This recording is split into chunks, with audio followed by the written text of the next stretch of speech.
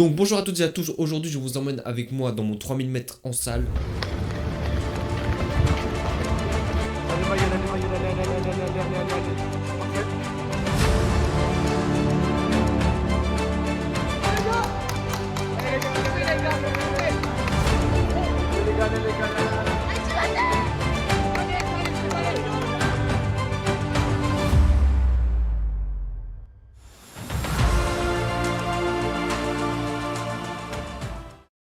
Donc cette saison-là, je vais enchaîner beaucoup de compétitions, notamment avec les crosses. Entre les crosses départementales, où j'ai posté d'ailleurs une vidéo, si vous ne l'avez pas vue, n'hésitez pas à aller la voir. Et les crosses régionales, donc c'est une piste intérieure, qui dit piste d'intérieur dit une piste de 200 mètres, donc c'est 15 tours, 15 tours c'est long. Surtout à l'intérieur, il fait chaud. Après, c'est vrai qu'on n'a pas de vent qui se déroule à domicile à Reims. Donc là-dessus, on est bien au Creps. Alors, mon expérience en salle est très faible. J'ai fait le même 3000 mètres l'année dernière où j'avais fait 9 minutes 29, ce qui est vraiment médiocre. J'avais raté, là, je visais plus vers les 9 minutes. Et donc, mon objectif cette année, ça va être de faire sub 9 minutes aux 3000 mètres et de s'approcher au maximum des 8 minutes 50. C'était ça mon objectif. Donc, vous verrez si j'ai réussi cet objectif là. Mais bon, pour être vraiment en forme et être préparé pour ce 3000 mètres, il faut bien évidemment s'entraîner. Donc ma dernière séance P, c'était le mercredi juste avant, où j'avais fait 10 fois 300 mètres. Et donc je vais vous laisser quelques petits extraits. Allez les gars, allez Mayol, allez Mayol, allez, c'est parfait. Allez Mayol. La séance s'est plutôt bien passée. Déjà, c'était 300 mètres, du coup, c'est pas énormément long. On avait une minute de récup. Je devais faire les 300 mètres en 51. J'ai quasiment respecté tous les temps, comme vous pouvez le voir. Assez bonne sensation. Essayez aussi mes nouvelles paires de pointes, les Dragonfly 2. Aussi, j'avais fait déjà quand même quelques petites spé au mois de décembre. J'en avais fait une ou deux. Notamment une où c'était 600, 500, 400 x 3. C'était une 15, une et 2 ou 3 minutes entre chaque bloc. Et c'est notamment cette séance-là où j'ai un peu plus galéré, mais j'avais quand même des bonnes sensations. J'étais même un peu plus rapide de ce qui était prévu. Aussi, j'étais vraiment à l'aise sur les allures, du coup j'ai pu aller vraiment plus vite. Donc voilà, on se retrouve le jour J, le jour de la compétition, direction au Creps. Donc on part chez Chopé avec mon groupe d'entraînement à l'extérieur, on fait 20-25 minutes. Donc voilà, je suis assez habitué au lieu, du coup ça enlève une petite pression qu'on peut avoir quand on connaît pas trop les lieux. Mais donc là, vu que je connais, on est à l'aise, il y a aussi pas mal de monde. Ce qui me rappelle l'année dernière, ça m'avait un peu impressionné le monde, une fois qu'on s'habitue ça va. Du coup j'étais moins stressé là-dessus par rapport à l'année dernière. Et surtout que cette année j'ai la chance de me faire livrer par Timéo, qui va nous livrer avec Timothée et moi. Donc il a pour but de nous emmener jusqu'aux 2000 mètres en 5 minutes et 56 secondes, ou peut-être un peu plus, suspense. Donc voilà, le départ est lancé, c'est un 3000 mètres, du coup les premiers tours s'enchaînent, je trouve, assez rapidement.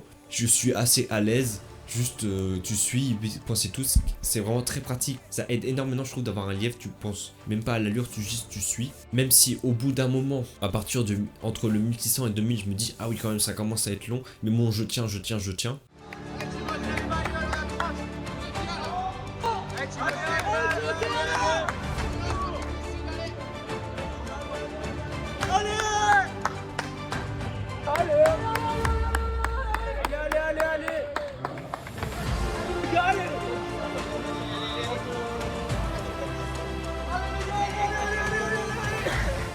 Ensuite, le lièvre Timéo nous lâche aux 2000 mètres et je reste derrière Timothée. Je vois qu'il freine un petit peu, qu'il ralentit un petit peu. Je pense que j'aurais dû le doubler à partir de maintenant dès qu'il a lâché, parce que je vois qu'il ralentit un petit peu.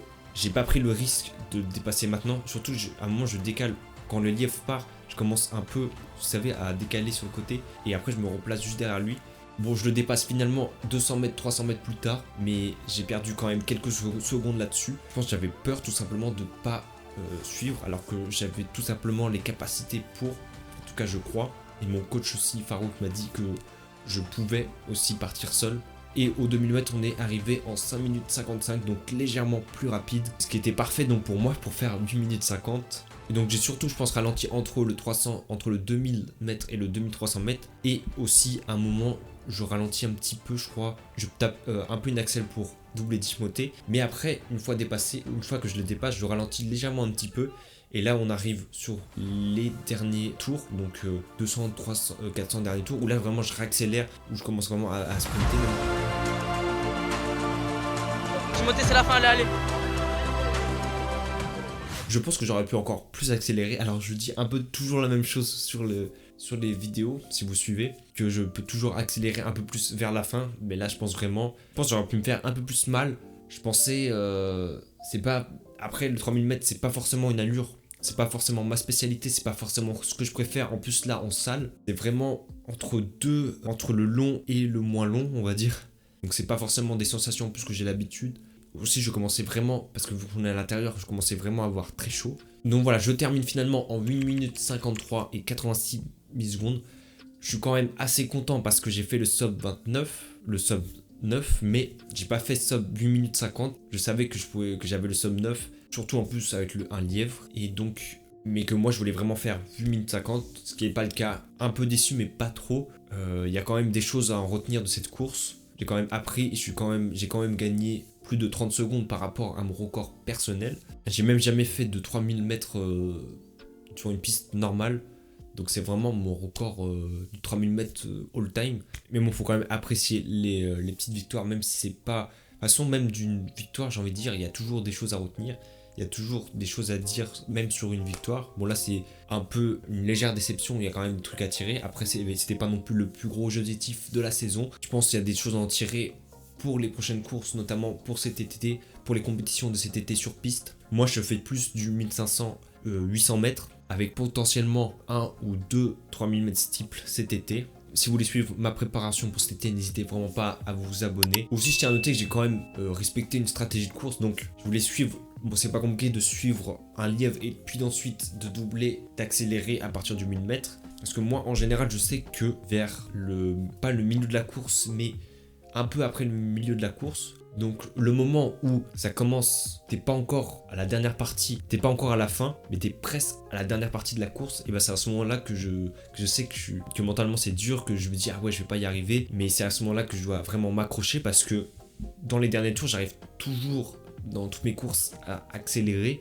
donc je dois vraiment travailler là-dessus. C'est avant tout un travail mental, parce que oui, la course à pied de l'athlétisme c'est aussi beaucoup de mental et même essentiellement que du mental. C'est pour ça que aussi sur cette chaîne je vous partage mes expériences pour que vous aussi vous améliorez et tirez des leçons pour exploser vos RP. Donc j'espère que cette vidéo là vous aura plu. N'hésitez vraiment pas à vous abonner, ça m'aiderait énormément, ça me ferait extrêmement plaisir. Ensuite on va enchaîner avec les crosses régionaux. Abonnez-vous si vous voulez pas louper ça. Sur ce, courez bien et road to elite.